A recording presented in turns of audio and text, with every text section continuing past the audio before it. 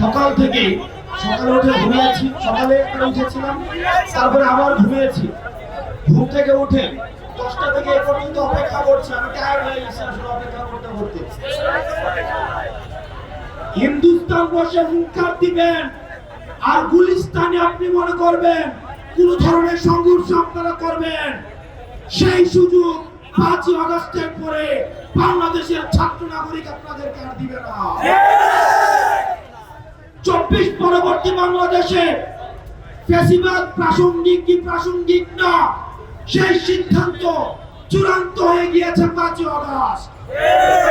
সুতরাং 5ই আগস্টের পরবর্তী বাংলাদেশে গণহত্যার সাথে যারা জড়িত, আওয়ামী লীগ, ছাত্রলীগ, যুবলীগ, তাদের যতদিন না পর্যন্ত বিচার নিশ্চিত হয়, যতদিন না পর্যন্ত ছাত্র নাগরিক সিদ্ধান্ত নেয়, ততদিন পর্যন্ত তাদের জনসম্মুখে আসার কোন ধরনের অধিকার নেই। প্রিয় সহযোদ্ধা, আপনারা জানেন এই যে আওয়ামী লীগ একটা দল, এটা নাৎসি বাহিনী থেকে আরো বেশি নৃশংস। আওয়ামী লীগের যদি বিচার হতে হয় তাহলে সেটি শুরু হতে হবে নদী বৈঠার বিচার থেকে।